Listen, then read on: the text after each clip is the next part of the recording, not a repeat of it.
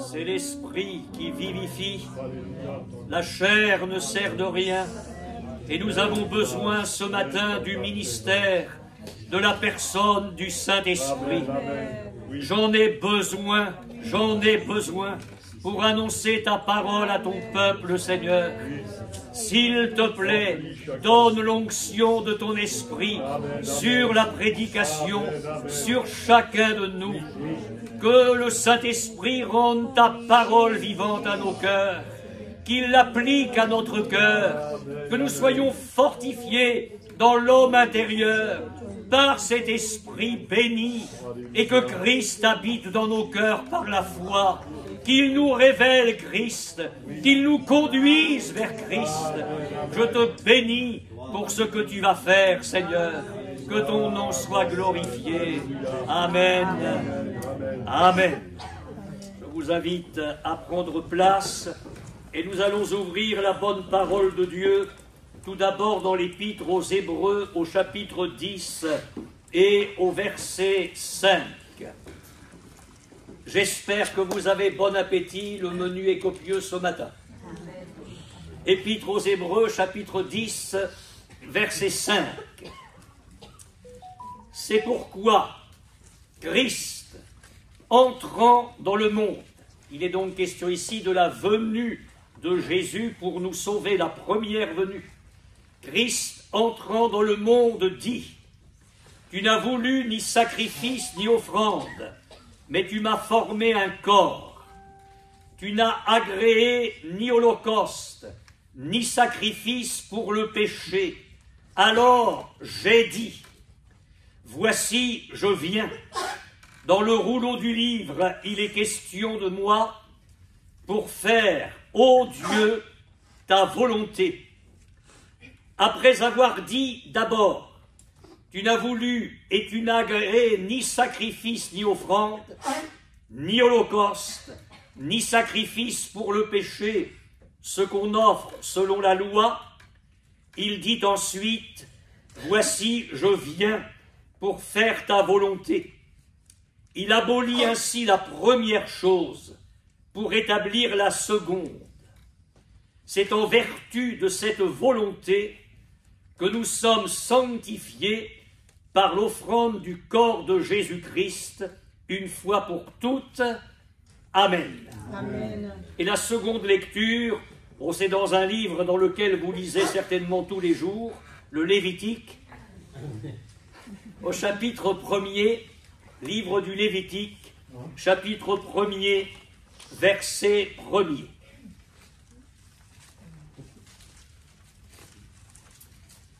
L'Éternel appela Moïse de la tente d'assignation. Il lui parla et dit : parle aux enfants d'Israël et dis-leur : lorsque quelqu'un d'entre vous fera une offrande à l'Éternel, il offrira du bétail, du gros ou du menu bétail. Si son offrande est un holocauste de gros bétail, il offrira un mâle sans défaut. Il l'offrira à l'entrée de la tente d'assignation devant l'Éternel pour obtenir sa faveur. Il posera sa main sur la tête de l'holocauste, qui sera agréé de l'Éternel pour lui servir d'expiation. Il égorgera le veau devant l'Éternel, et les sacrificateurs, fils d'Aaron, offriront le sang et le répandront tout autour sur l'autel qui est à l'entrée de la tente d'assignation. Il dépouillera l'holocauste et le coupera par morceaux. Les fils du sacrificateur Aaron mettront du feu sur l'autel et arrangeront du bois sur le feu.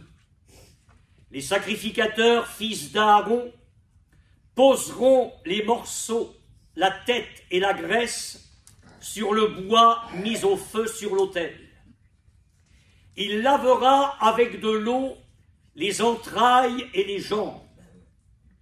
Et le sacrificateur brûlera le tout sur l'autel. C'est un holocauste, un sacrifice consumé par le feu, d'une agréable odeur à l'Éternel. Amen. Amen. Il y a dans la loi, l'ancienne alliance, 5 sacrifices. 4 sont des sacrifices sanglants et l'un ne l'est pas. Dans les sacrifices sanglants, il y a l'Holocauste, il y a le sacrifice d'action de grâce, ou sacrifice de prospérité, ou sacrifice de paix.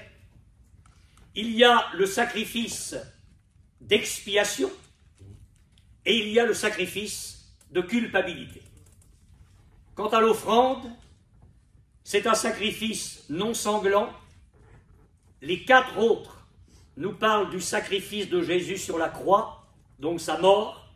L'offrande n'est pas un sacrifice sanglant, parce qu'il nous parle de l'offrande de Jésus dans sa vie. À propos de l'ancienne alliance, l'apôtre Paul a écrit « C'était l'ombre des choses à venir.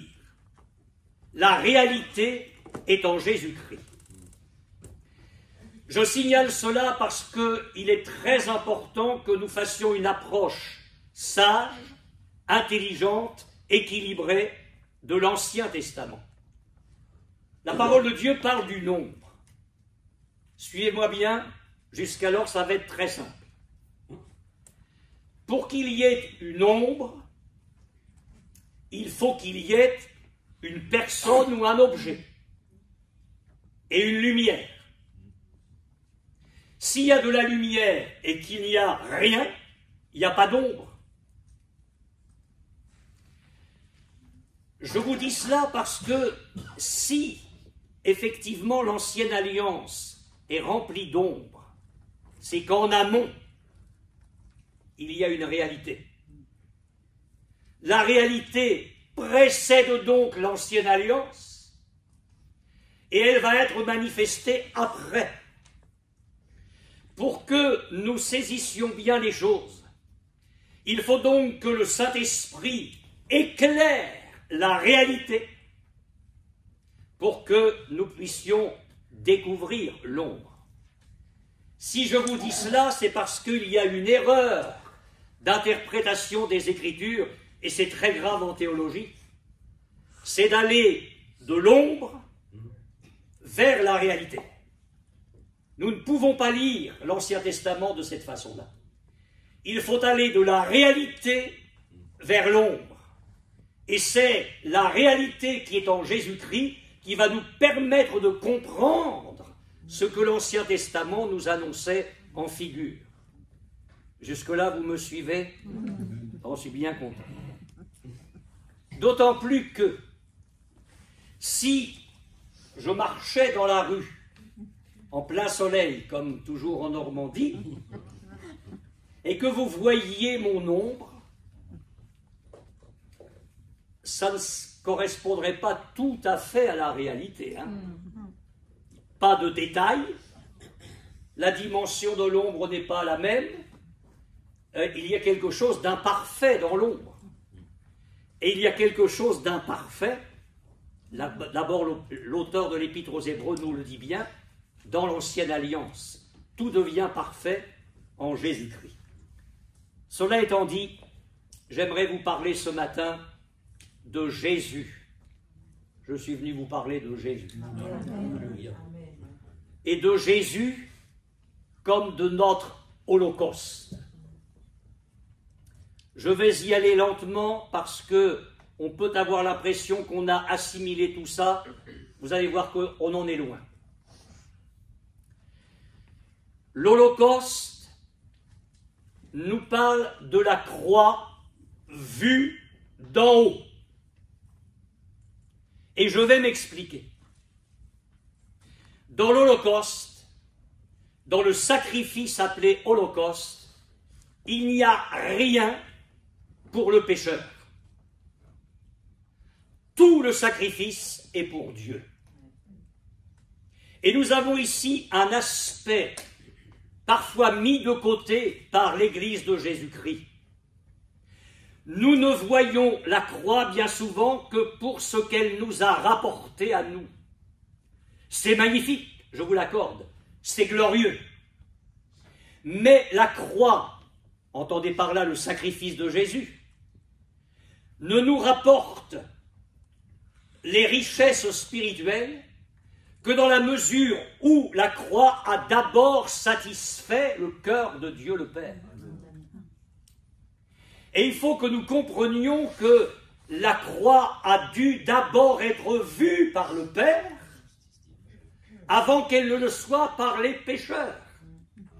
La croix a été dressée sur le Golgotha pour que du haut de son trône, Dieu approuve cela, qu'il regarde la croix et qu'il trouve que ce sacrifice était parfait.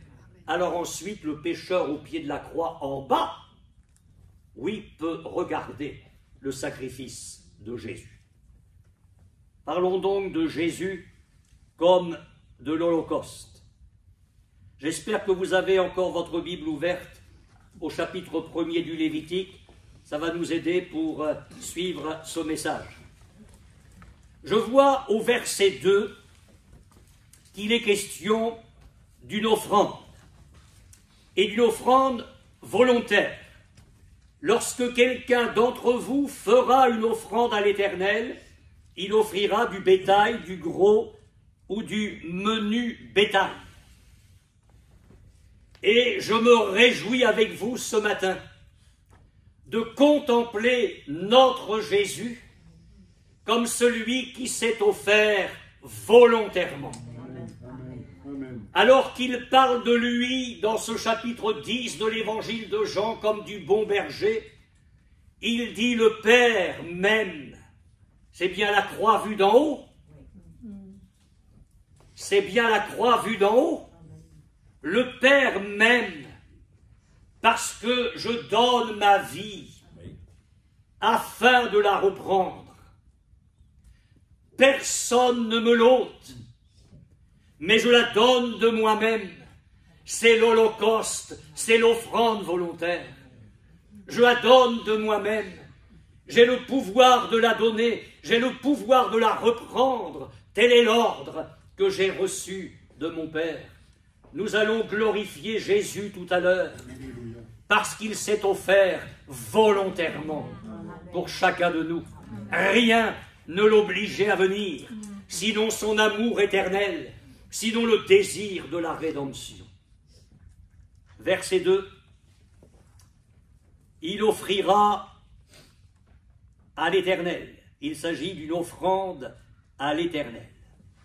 C'est bien la croix vue d'en haut. Lorsque Jésus a gravi le mont Golgotha, il l'a d'abord gravi pour le Père, avant de le gravir pour nous.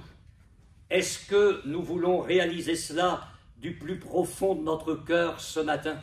L'Épître aux Hébreux me dit au chapitre 9, verset 14, que c'est par l'Esprit éternel que Jésus s'est offert sans tache à Dieu. C'est la croix vue d'en haut. Il s'est offert sans tache à Dieu. N'oublions jamais, mes frères et sœurs, que Jésus est venu d'abord pour faire la volonté de Dieu. J'en arrive avec vous au verset 3. Si son offrande est un holocauste de gros bétail, il offrira un mâle sans défaut. Et je voudrais vous dire avec force ce matin que la religion de Dieu, et vous comprenez ce que je dis par là, j'espère que ce terme ne vous choque pas, la religion de Dieu est une religion virile. Amen.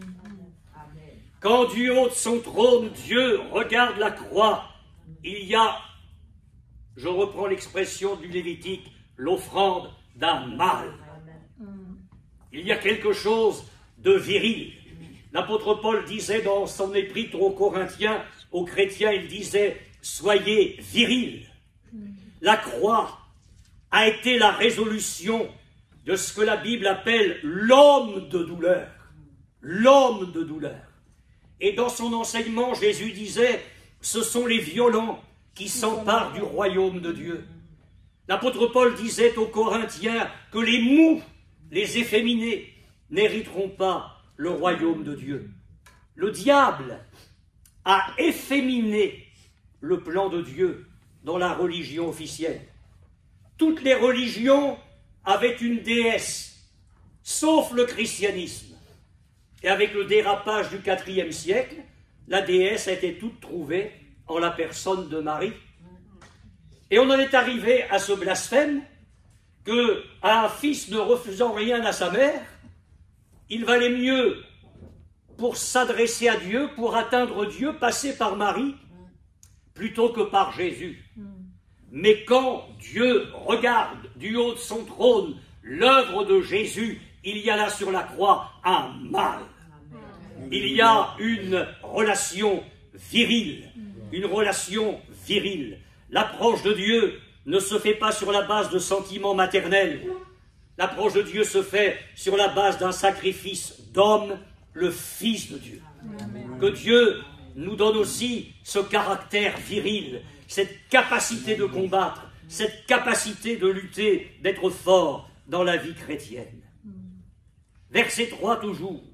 Un mal sans défaut. Jésus, depuis la crèche jusqu'à son dernier souffle sur la croix, a été sans péché. Amen. Amen. Même les démons le reconnaissaient. Tu es le Saint de Dieu. Même l'enfer était obligé de reconnaître ça. Pilate l'a reconnu. Hérode l'a reconnu. Rien de coupable n'a pu amener Jésus à la croix. Il a été sans défaut. L'apôtre Pierre écrira, lui qui n'a pas connu de péché, et dans la bouche duquel il ne s'est pas trouvé de fraude. L'apôtre Paul dira, lui qui n'a pas connu le péché, il a été fait péché pour nous. Pilate a dit devant la foule haineuse, je ne trouve aucun crime en lui. Et arrive l'épître aux Hébreux, magnifique épître, nous parlons de Jésus, saint, innocent, sans tache, séparé des pécheurs, plus élevé que les cieux, et comme si ça ne suffisait pas, porté par le Saint-Esprit, l'auteur de l'Épître aux Hébreux dit, le Fils qui est parfait pour l'éternité. Quand Dieu a regardé du haut de son ciel la croix, il a vu là l'offrande d'un mâle, son Fils bien-aimé, sans défaut. Que le nom du Seigneur soit glorifié. Verset 3 toujours. Il l'offrira à l'entrée de la tente d'assignation, et on retrouve cette expression à la fin du verset 5. Sans le sacrifice de Jésus, toute approche et toute communion avec Dieu est impossible. C'est Jésus qui nous donne l'entrée dans la présence de Dieu. Quand il rend le dernier souffle sur la croix, dans le temple, quelque chose se produit. Ce voile épais, séparant le lieu saint du lieu très saint, se déchire. Depuis le haut, la croix vue d'en haut, depuis le haut jusqu'en bas. Et je vous l'ai dit et je le répète ce matin, dans la culture juive, quand un père perdait son fils en signe de deuil, il déchirait ses vêtements partant du haut. Dieu, passez-moi l'expression, vient de perdre son fils par la croix. Il y a là une espèce de deuil divin. Dieu déchire le voile séparant le lieu saint du lieu très saint. Et Dieu est en train de me dire, parce qu'il voit cela du haut de son ciel, c'est la croix vue d'en haut, que par cet holocauste, l'entrée est maintenant libre. Dieu est en train de vous ouvrir et de m'ouvrir la porte du lieu très saint. Jésus meurt comme l'holocauste. il donne sa vie pour Dieu. Pour Dieu. Et en réponse à cela, Dieu m'ouvre la porte du lieu très saint. Il m'ouvre la porte de sa présence. Et nous pourrions essayer de nous approcher en nous appuyant sur nos années de vie chrétienne. Mais si tu es fidèle au Seigneur depuis 40 ans, c'est magnifique, mais rends grâce à Dieu. Tu n'y es pour rien. C'est par la grâce de Dieu que je suis ce que je suis, et c'est par la grâce de Dieu que je fais ce que je fais. Nous y sommes pour rien. Nous devons tout à Jésus.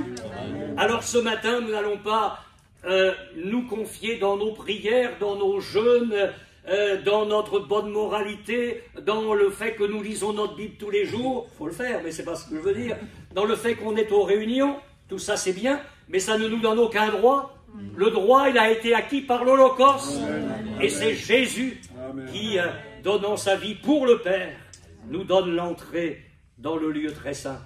Et ça va t'encourager.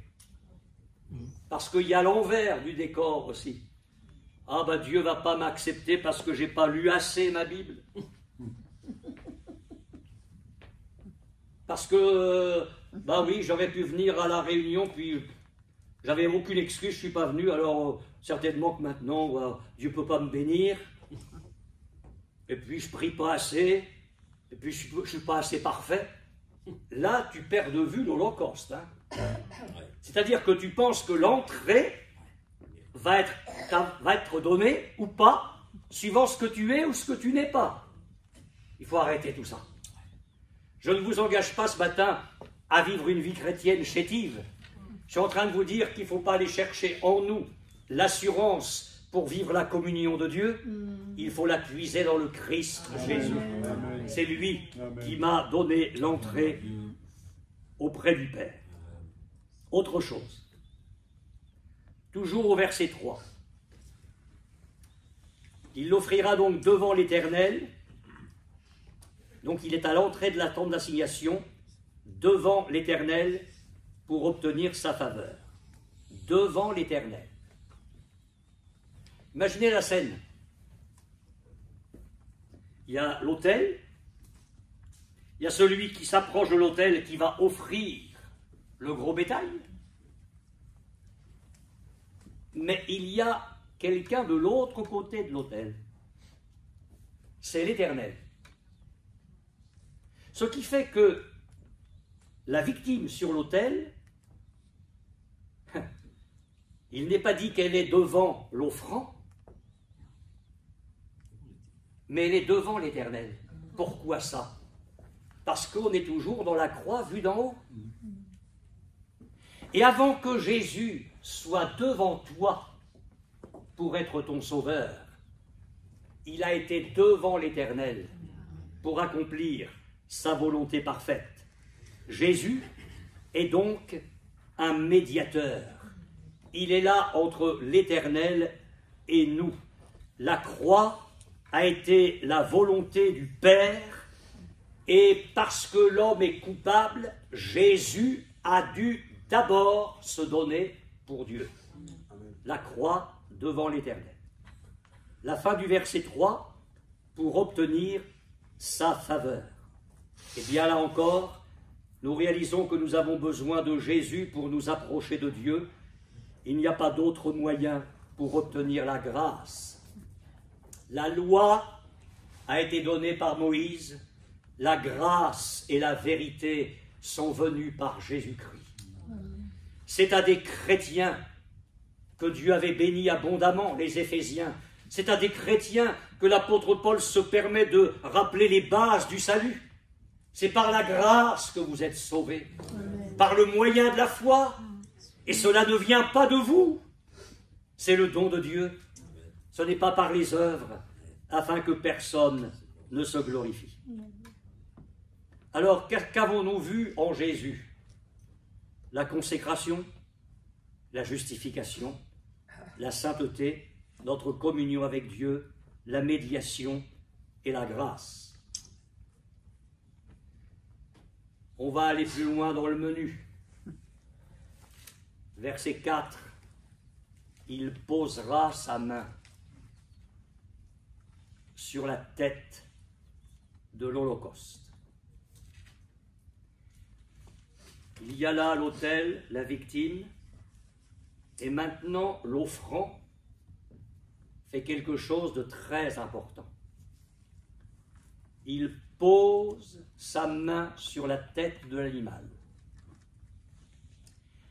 Dans ce geste, si vous essayez de l'imaginer, l'animal et l'offrant ne font plus qu'un. Plus rien ne les sépare. Il y a ce que la parole de Dieu pourrait appeler une identification. Il y a à ce moment-là un transfert. C'est-à-dire qu'en posant sa main sur la tête de la victime, l'offrant transfère à la victime son péché. Et du même coup, celui qui offre reçoit l'innocence, la pureté, la sainteté de la victime expiatoire. La victime est en train de subir le châtiment à la place du coupable, elle se charge de ses péchés et le coupable prend la pureté et l'innocence de l'animal. Et c'est pourquoi l'Holocauste est un sacrifice qui a lieu pour Dieu. Toute la victime est pour Dieu. Vous pourrez relire le Lévitique à la maison, les premiers chapitres. Vous verrez que dans le sacrifice d'action de grâce, d'expiation, de culpabilité, il y a une part qui revient à l'homme. Mais là, toute la victime est pour Dieu. Toute la victime est pour Dieu. Vous n'avez pas oublié cette magnifique parole du prophète Ésaïe, qui est appelé l'évangéliste de l'Ancien Testament. Il était blessé pour nos péchés, brisé pour nos iniquités. Le châtiment qui nous donne la paix est tombé sur lui. Écoutez l'apôtre Paul. J'ai été crucifié avec Christ. C'est-à-dire qu'il a mis sa main sur la tête de la victime. Et il a réalisé que lorsque Christ est mort sur la croix, Christ a pris ses péchés. Et il a fait mourir tout ça. Son caractère de rabbin persécuteur, sa haine de l'Évangile, son orgueil, il pensait que sa vérité était la vérité. Et il a fallu le chemin de Damas pour que tout change. J'ai été crucifié avec Christ. Il y a eu le transfert sur Christ de tout le péché de Paul, enfin Saul de Tarse. Mais dans le même verset, on a l'autre aspect du transfert. Et si je vis, ce n'est plus moi qui vis, c'est Christ qui vit en moi. Donc après avoir posé sa main sur la tête de la victime, entre guillemets, Saul de Tarse se décharge sur Jésus de son péché, et du même coup, Jésus lui transfère sa sainteté, sa pureté de fils de Dieu. Tout est là dans ce petit verset. Il posera sa main sur la tête de la victime. As-tu posé ta main sur la tête de la victime? Suffisamment longtemps pour que tu réalises que non seulement Jésus a pris tes péchés, mais pour qu'il te permette à lui, de recevoir sa vie, sa sainteté. Il y a dans nos églises, pardonnez-moi de vous le dire, et ça va partir sur Internet, alléluia. Amen. Il y a dans nos églises beaucoup de chrétiens qui ont saisi en Jésus le pardon de leurs péchés, mais ils ont vite retiré leurs mains. Ils n'ont pas permis à Jésus de leur transférer toute sa victoire, sa sainteté, sa pureté. Ils peuvent dire j'ai été crucifié avec Christ, mais ils ne peuvent pas dire si je vis, c'est Christ qui vit en moi. Et c'est ce qui fait que dans nos églises, il y a tant de chrétiens faibles, chancelants, qui à la première épreuve se découragent, qui sont toujours en bas. Ils arrivent aux réunions, il faut toujours regonfler les batteries, ils ne sont jamais en haut, jamais. Il y a quelque chose qui ne va pas. Pose ta main, pose ta main, pose ta main sur la tête de la victime. et ne l'enlève pas. Ça sera bien de rester comme ça. Maintenant, j'essaie d'imaginer encore la scène.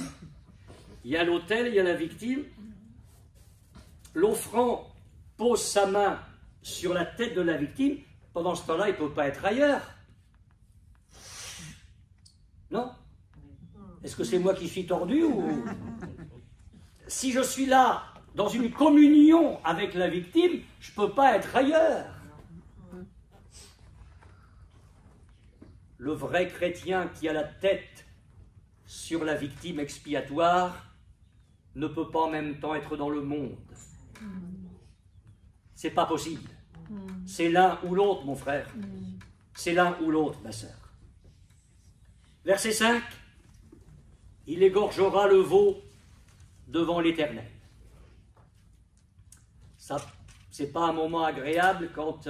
et c'est l'offrant, hein, c'est pas le sacrificateur qui fait ça, c'est l'offrant. Il égorge le veau. Il voit alors le sang qui coule. Nos péchés ont livré Jésus à la croix. La victime était mise à part. Jésus nous a sauvés par sa mort et non pas par sa vie. Si tu suis Jésus, allez, on va enlever la crèche et même on va enlever l'épisode à 12 ans dans le temple. On commence au baptême. Si tu suis Jésus depuis ce baptême jusqu'au Golgotha, mais là, il n'y a pas encore eu le sacrifice. Si tu le suis dans sa vie, dans ses perfections, cette vie-là, elle ne te sauve pas, elle t'écrase. Tu désespères. Tu ne peux pas regarder le soleil en face avec tes yeux naturels et ton âme ne peut pas regarder la pureté naturelle de Jésus, sa sainteté, sans en être effrayé. Cette sainteté-là, elle est irréalisable par nos efforts. Donc nous ne pouvons pas être sauvés par la vie de Jésus. Nous sommes sauvés par sa mort.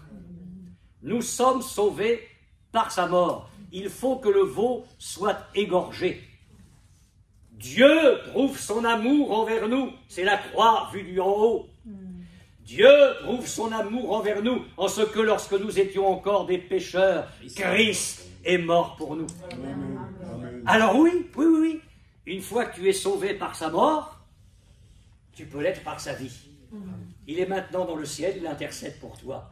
Mais il faut prendre les choses dans l'ordre. Et j'en arrive au sacrificateur. Verset 5, il égorgera le veau devant l'Éternel, et les sacrificateurs fils d'Aaron offriront le sang, ils le répandront tout autour sur l'autel qui est à l'entrée de la tente d'assignation. Vous remarquez ici quelque chose d'important, c'est que les sacrificateurs ne sont préoccupés que par le sang. Ils ne sont pas préoccupés par le péché. Ça, c'est pour d'autres sacrifices. Ils sont préoccupés par le sang uniquement pour cette raison que l'Holocauste est un sacrifice pour Dieu. Et uniquement pour Dieu. Vous pourrez le lire à la maison, mais avec le sacrifice de culpabilité, l'homme est préoccupé de son expiation de ses péchés. Alors ce verset-là, où les sacrificateurs ne sont préoccupés que par le sang, il y a un symbole, du même coup, de ce que nous sommes dans la nouvelle alliance. Ça va vous faire plaisir. Mes frères et sœurs, nous sommes des sacrificateurs pour Dieu. Amen. Alléluia. Amen. À celui qui nous aime, Apocalypse chapitre 1er, qui nous a délivrés de nos péchés par son sang et qui a fait de nous un royaume de sacrificateurs pour Dieu son Père. À lui soit la gloire au siècle des siècles. L'apôtre Pierre dit que nous devons, comme des pierres vivantes, nous édifier pour former une maison spirituelle, un saint sacerdoce. Et quelques versets plus loin, il nous dit que nous sommes un sacerdoce royale. Et nous devons être, à ce titre, préoccupés par le sang précieux de Jésus. Nous sommes des prêtres. Alors laissons de côté la connotation catholique, gardons la notion biblique. Nous sommes devenus des prêtres et nous sommes appelés, mes frères et sœurs, à contempler la beauté du sacrifice de Jésus et l'efficacité de son sang. Et ce devrait être notre état d'esprit dans tous nos cultes et au-delà de nos cultes. Apprécier la valeur du sang de Jésus. La Bible n'hésitera pas à parler du sang précieux de Jésus. Si nous parlons toujours de nos péchés passés, c'est que nous sommes incrédules. Contemplons Jésus, voyons l'efficacité du sang et adorons-le. Essayons de comprendre ce que représente le sang, non pas d'abord pour nous, mais d'abord pour Dieu. Le sang de Jésus a acquis pour nous une rédemption parfaite. Alors je ne suis pas en train de vous dire qu'il faut mettre en oubli nos anciens péchés. Bien sûr qu'il faut rendre grâce à Dieu d'avoir tout pardonné. Je ne suis pas en train de vous dire qu'on peut prendre la Sainte Seine d'une façon légère. Il faut nous examiner nous-mêmes. Tout ça est vrai. Mais vous comprenez ce que je veux dire. Pourquoi être toujours rivé sur nos fautes passées? Arrête avec ça, mon frère, arrête. Dieu a fait de toi un sacrificateur. Alléluia. Ton péché, tu l'as confessé, Dieu l'a oublié. Alors relève la tête et marche comme un sacrificateur qui, comme Dieu, apprécie le sang à sa juste valeur. Le sang, ça veut dire qu'il y a eu une vie livrée. Jésus, par l'Esprit éternel, s'est offert sans tache à Dieu et par son sang précieux, il nous a purifié des œuvres mortes de la chair. Tout, d'après la loi, presque tout, est purifié avec du sang. Le sang couvre nos péchés. Dieu voit le sang et il nous accepte. Amen. Moi, je suis heureux de savoir que Dieu ne me voit pas tel que je suis. Ça ne veut pas dire que j'essaie de vivre n'importe comment, mais ça veut dire que je viens dans les cultes et chez moi, je n'ai jamais froid au niveau de mon âme, parce qu'il y a toujours une couverture chauffante. C'est le sang de Jésus. Jésus me couvre. Et quand Dieu me regarde, puisqu'au fond, il a regardé la croix d'en haut, il continue de la voir d'en haut, et nous, au travers de la croix, Dieu nous voit au travers de Jésus. Alors réjouissons-nous.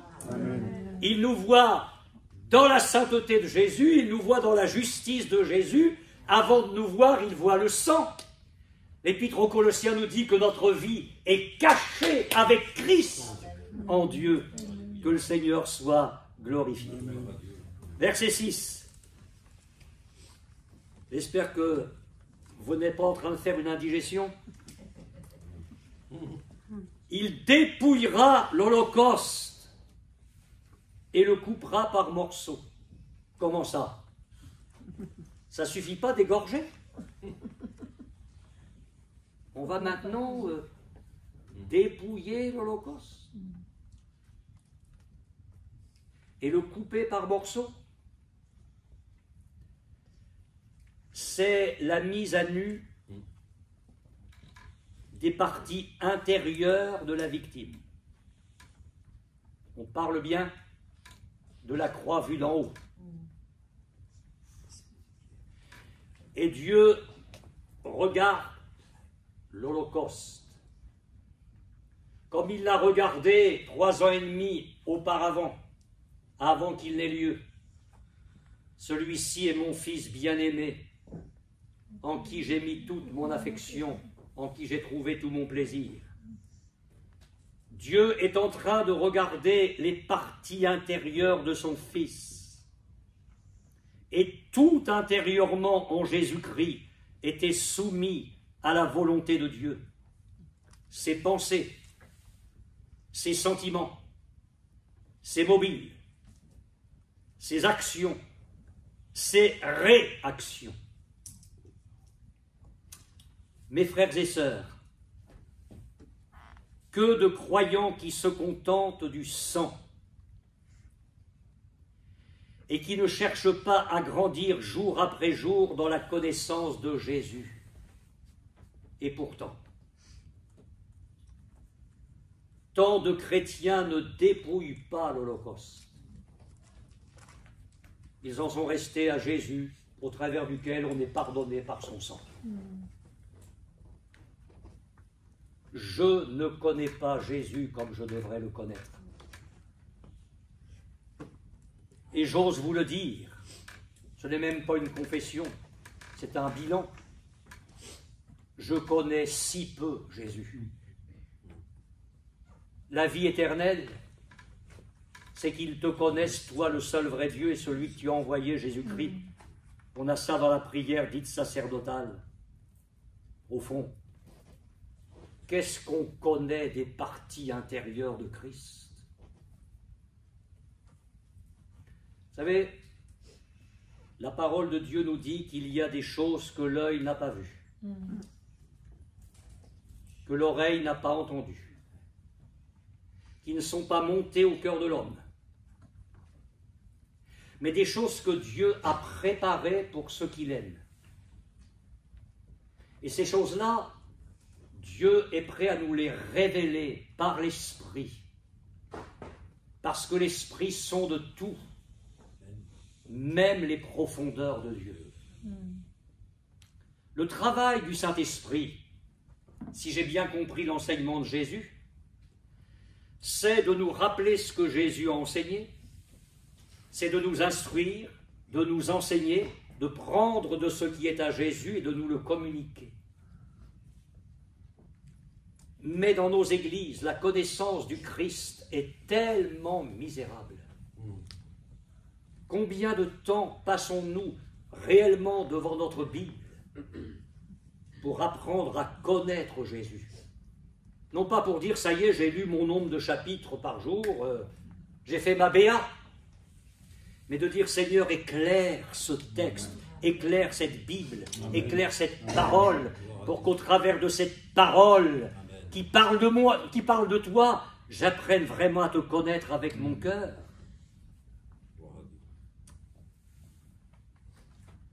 Ayez en vous les sentiments qui étaient en Jésus-Christ. Encore faut-il que j'aie dépouillé la victime pour voir ces sentiments-là. Il y a un texte magnifique dans l'Épître aux Colossiens. Pour moi, c'est une des grandes colonnes du Nouveau Testament. Vous faites des secrets ce matin. Paul prie pour les Colossiens. Il prie pour Laodicée.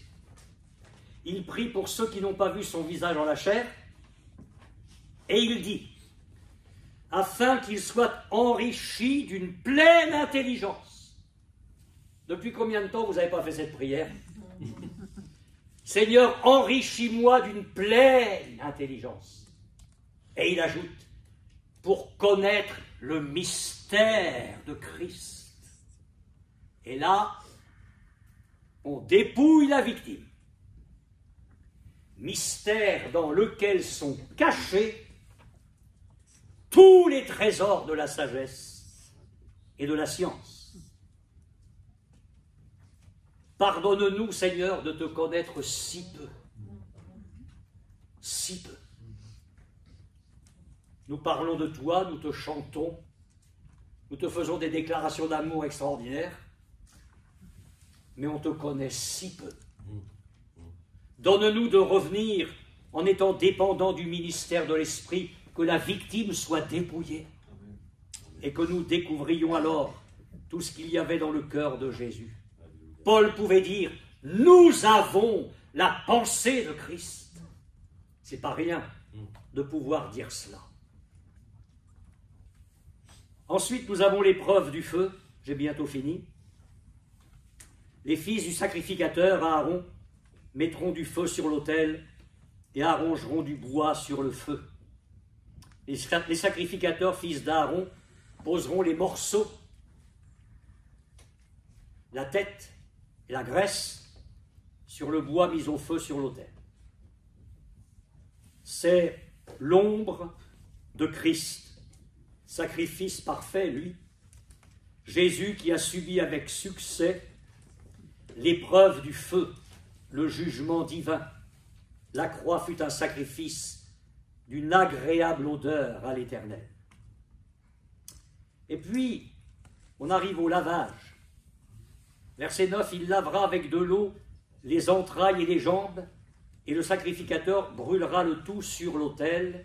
C'est un holocauste, un sacrifice consumé par le feu, d'une agréable odeur à l'Éternel. Le lavage rendait pur le sacrifice. Et vous allez me dire, mais alors Jésus avait besoin d'être purifié? Pas du tout. Mais si l'eau est bien le témoignage, le symbole de la parole de Dieu, ça veut dire que le témoignage que Dieu a rendu sur son Fils à ce moment-là était parfait. Jésus n'avait pas besoin d'être lavé, mais l'eau de la parole a rendu témoignage que Jésus avait accompli toute la volonté de Dieu. Alors je reviens sur les entrailles, ses pensées, ses sentiments, ses motivations, et les jambes. C'est curieux que pour un veau, il n'ait pas dit les pattes. Il n'y aurait pas autre chose derrière tout ça? Les entrailles et les jambes qui me parlent de la marche. Intérieurement et extérieurement, Jésus a été parfait. Amen. Parfait. Et c'est pourquoi Jean n'hésitera pas à dire marcher comme il a marché lui-même. Et je termine avec la fin du verset 9, un sacrifice d'une agréable odeur. D'autres traductions disent un parfum d'apaisement. Là-haut, j'espère que vous allez comprendre ce que je vais dire, là-haut, Dieu est en colère. Il a des comptes à régler avec l'humanité, qui est en rupture. Je ne suis pas d'accord avec une évangélisation qui consiste à dire, pour l'évangéliste, vous avez plein de problèmes, venez à Jésus, il va régler vos problèmes. Alors Jésus va vous bénir dans votre travail, vous allez avoir des fins de mois beaucoup plus élevées, vous allez trouver une belle-mère. Quels sont ceux qui veulent de Jésus? Ben, tout le monde s'approche de l'estrade. Il faut être fou pour ne pas avoir un Jésus comme ça. Est-ce que je vais vous choquer en vous disant que l'évangile n'a pas été envoyé parce que nous avons des problèmes? Vous allez dire, oh, qu'est-ce qu'il raconte, Balière? L'évangile ne nous a pas été envoyé parce que nous avons des problèmes. L'évangile a été envoyé parce que Dieu a des problèmes avec nous. Et c'est pas pareil. Dieu avait des problèmes avec nous. La Bible dit que Dieu était dans le Christ, réconciliant le monde avec lui-même. Alors bien sûr que Dieu s'occupe de nos problèmes. Vous me connaissez assez pour ne pas penser une chose pareille. Mais oui, Dieu guérit, mais oui, Dieu console, mais Dieu répare les foyers. Mais d'abord, Dieu désire que nous nous réconcilions avec lui. La croix a été dressée d'abord pour Dieu. Dieu est en colère. Et puis monte du Golgotha le parfum de l'Holocauste. On n'est pas encore au sacrifice d'expiation. Je parle de l'Holocauste ce matin. Il y a quelque chose qui monte du Golgotha. Pourtant, tout est sombre. La terre vient de trembler. C'est un spectacle horrible. Mais quelque chose monte d'agréable à Dieu. Quelque chose qui vient de dépouiller l'enfer. Les dominations, les autorités sataniques dans les sphères spirituelles sont dépouillées de leur puissance. L'enfer est en train d'être mis à terre pour ceux qui croient. Et le parfum arrive, le lieu très saint est ouvert, le parfum est respiré par les anges, ils ne comprennent pas trop, parce qu'ils ne peuvent pas comprendre la rédemption. Enfin, ils peuvent respirer quand même. Ils essaient de voir ce qui va se passer avec l'Église, mais pour l'instant, le parfum remplit les sphères célestes et arrive jusqu'au trône de Dieu. Et Dieu respire. Dieu est esprit, mais il est question dans les psaumes des narines de Dieu. Dieu respire. Et c'est un parfum magnifique. Pourtant, ça a été horrible, mais c'est un parfum magnifique. Et la colère de Dieu s'apaise. de juste juge, Dieu devient un Dieu de grâce. Jésus vient de subir la justice divine, il vient d'être puni à ta place et à la mienne. Dieu respire ce parfum-là. Et à partir de là, il ouvre un royaume de grâce. C'est, je crois, quelques-uns des aspects de l'Holocauste, où dans ce sacrifice magnifique, et ça commence par celui-là, tout est pour Dieu, et nous nous servons au passage pour appliquer à notre âme toute la bénédiction qui découle de cela. Magnifique Jésus, Amen. merveilleux Seigneur, merveilleux médiateur. Si après ça tu participes à la Sainte Seine avec un cœur tiède et avec une bouche fermée, alors là moi je peux rien pour toi. Vraiment je peux pas faire mieux. J'aimerais tellement que ce matin monte vers le Seigneur maintenant un parfum de louange, d'action de grâce, que nous puissions nous réjouir dans la présence du Seigneur. Amen, amen. Ô Seigneur, combien nous voulons chérir le Fils. Comme le dit le psaume, nous voulons embrasser le Fils. Ô Seigneur, nous voulons être là en ta présence ce matin et réjouir ton cœur. Nous voulons en finir avec tout ce qui est misérable, insuffisant, imparfait dans nos vies. Nous voulons contempler l'agneau. Nous voulons voir Jésus couronné de gloire et d'honneur. Nous voulons courir dans la carrière qui nous est ouverte en ayant les regards sur Jésus, celui qui fait naître en nous la foi et qui l'amène à la perfection.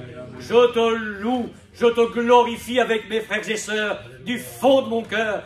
Je te glorifie pour l'Holocauste. Oui, la croix a été dressée d'abord pour mon Dieu et Jésus a satisfait la justice de Dieu.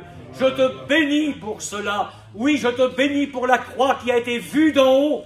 Que ton nom soit glorifié, Seigneur. Amen, amen.